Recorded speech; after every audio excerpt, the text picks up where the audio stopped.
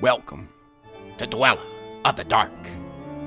We are a channel honoring the yellowed and blackened bones of many prominent authors. We will be digging up several obscure, strange, and forgotten authors who influenced many of the great horror, science fiction, and fantasy writers today. More tales of the horrifying, obscure, strange, and forgotten are climbing out of the tombs. Subscribe, comment, like, donate, or I'll send Thaddeus Forge to steal your heathen soul. Unknown horror masters, send us ghoulish delights for the Skull and Bones collection. Your pound of writer's flesh will continue to feed our ghouls for now. Books, websites, podcasts, in the links below. Children of Horror, Legion of Ghouls. Tonight, The Boarded Window, an incident in the life of an Ohio pioneer, by Ambrose Bierce.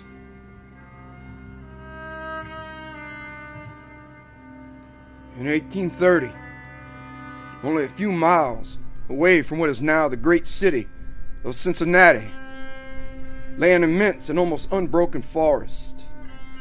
The whole region was sparsely settled by people of the frontier, restless souls who no sooner had hewn fairly habitable homes out of the wilderness and attained to that degree of prosperity which today we should call indigence, than impelled by some mysterious impulse of their nature, they abandoned all and pushed farther westward to encounter new perils and privations in the efforts to regain the meager comforts which they had voluntarily renounced. Many of them had already forsaken that region for the remoter settlements, but among those remaining was one who had been of those first arriving. He lived alone in a house of logs, surrounded on all sides by the great forest, of whose gloom and silence he seemed a part, for no one had ever known him to smile, nor speak a needless word. His simple wants were supplied by the sale or barter of skins of wild animals in the river town, for not a thing did he grow upon the land which, if needful, he might have claimed by right of undisturbed possession.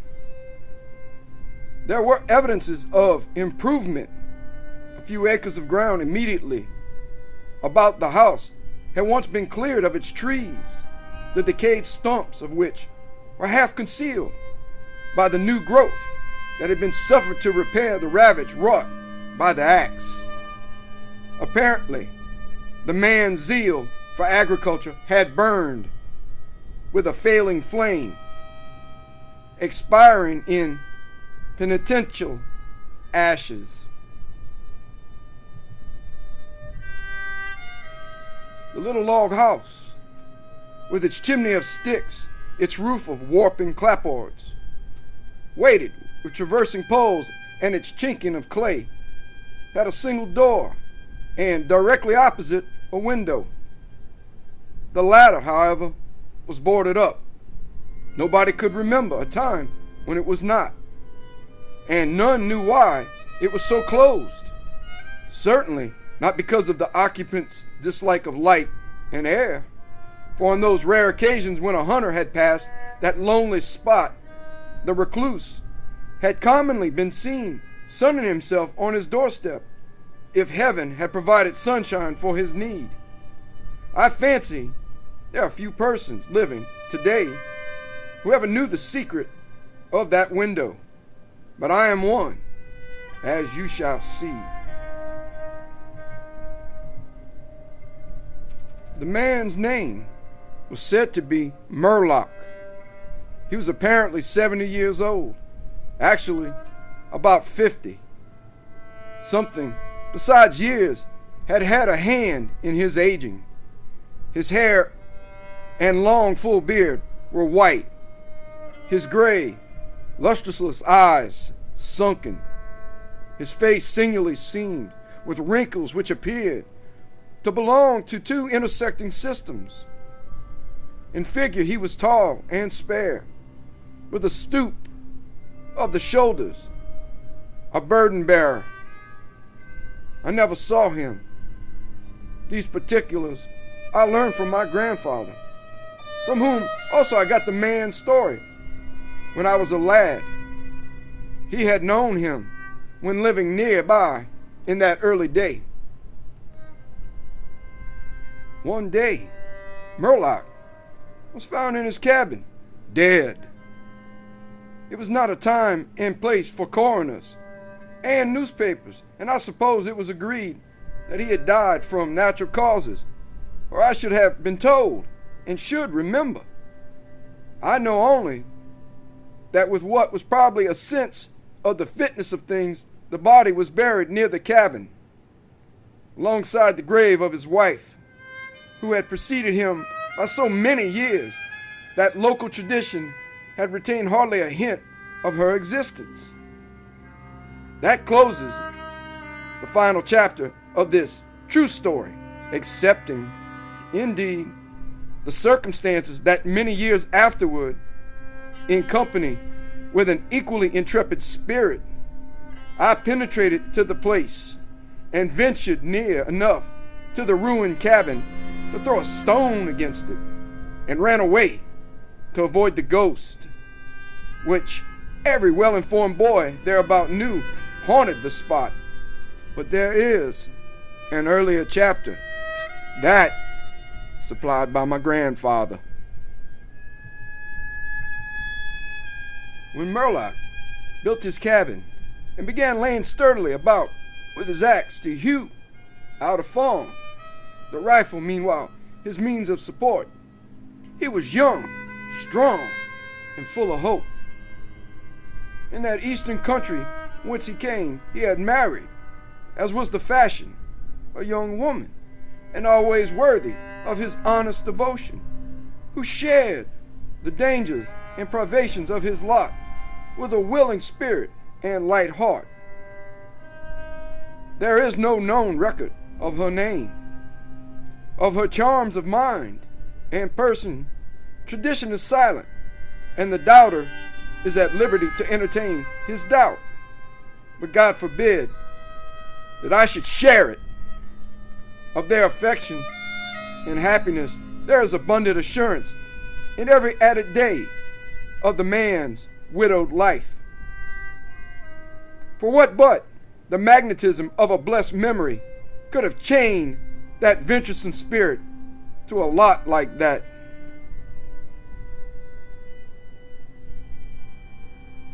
One day, Murlock returned from gunning in a distant part of the forest to find his wife prostrate with fever and delirious. There was no physician within miles, no neighbor, nor was she in a condition to be left to summon help. So, he set about the task of nursing her back to health. But at the end of the third day, she fell into unconsciousness and so passed away, apparently with never a gleam of returning reason.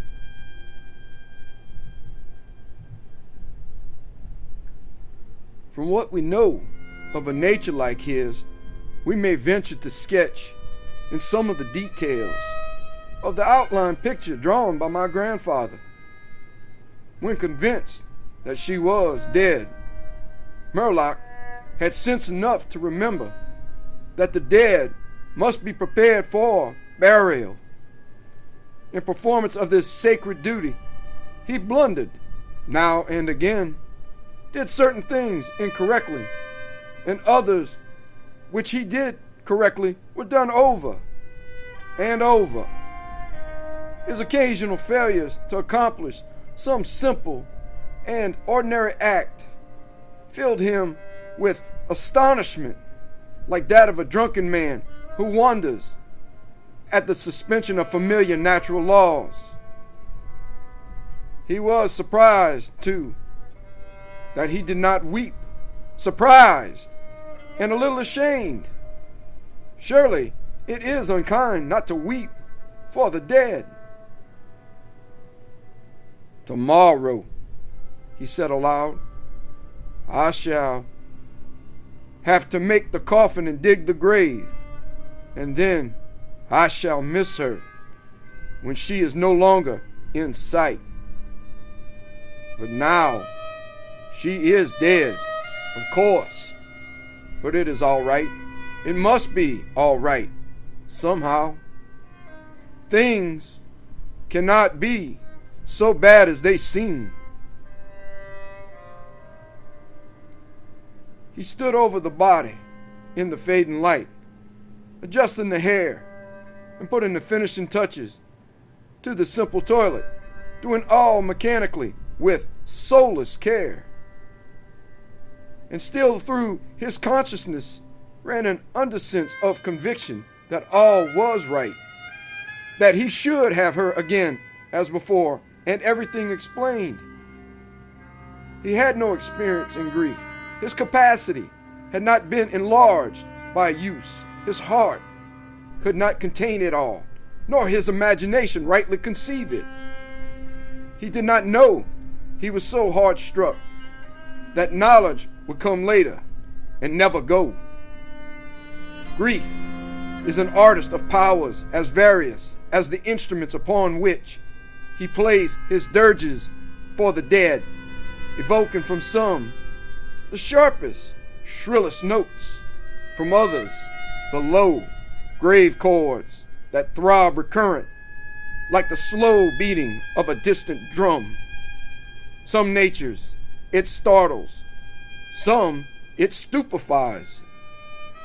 To one it comes like the stroke of an arrow, stinging all the sensibilities to a keener life. To another as the blow of a bludgeon, which in crushing benumbs. We may conceive Murlock to have been that way affected, for, and here we are upon surer ground than that of conjecture.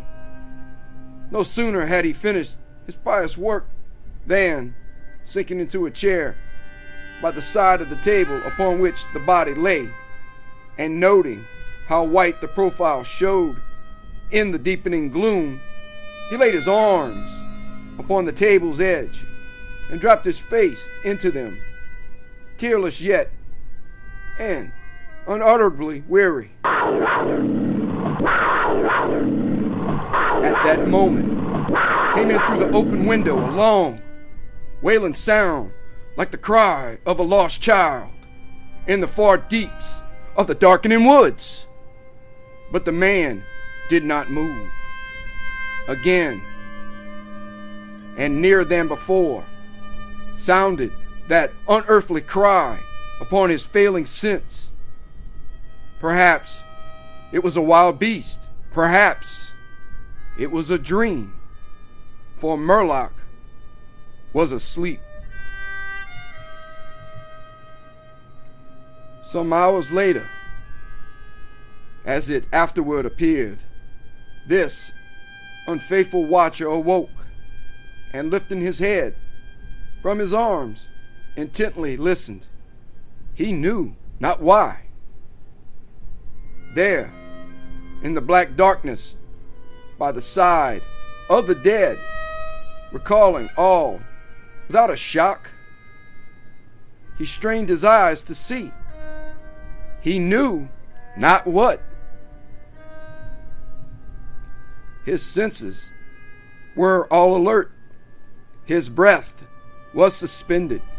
His blood had stilled its tides as if to assist the silence.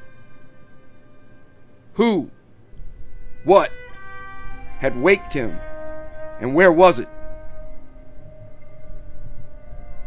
Suddenly, the table shook beneath his arms, and at the same moment he heard, or fancied that he heard, a light, soft step, another. Sounds as of bare feet upon the floor. He was terrified beyond the power to cry out or move. Perforce he waited there, in the darkness, through seeming centuries of such dread as one may know yet live to tell. He tried vainly to speak the dead woman's name, vainly to stretch forth his hand across the table to learn if she were there. His throat was powerless. His arms and hands were like lead. Then occurred something most frightful. Some heavy body seemed hurled against the table with an impetus that pushed it against his breast so sharply as nearly to overthrow him. And at the same instant, he heard and felt the fall of something upon the floor with so violent a thump that the whole house was shaken by the impact. A scuffling ensued, and a confusion of sounds impossible to describe. Murlock had risen to his feet. Fear had, by excess, forfeited control of his faculties. He flung his hands upon the table. Nothing was there.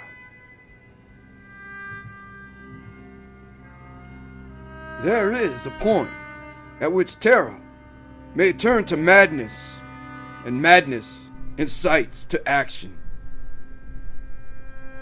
With no definite intent, from no motive, but the wayward impulse of a madman, Murlock sprang to the wall. With a little groping, seized his loaded rifle, and without aim discharged it. By the flash, which lit up the room with a vivid illumination, he saw an enormous panther dragging the dead woman toward the window, its teeth fixed in her throat. Then there were darkness, blacker than before, and silence. And when he returned to consciousness, the sun was high, and the wood vocal with songs of birds.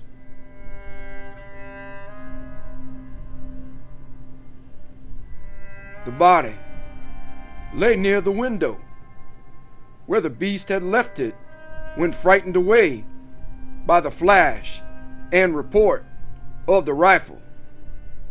The clothing was deranged, the long hair in disorder, the limbs lay anyhow.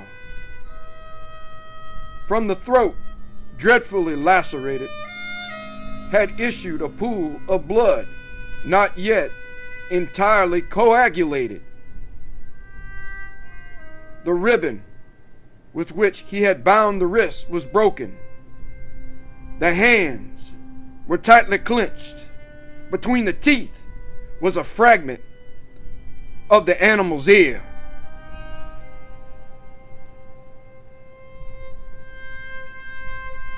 Thank you for listening. Have a great night.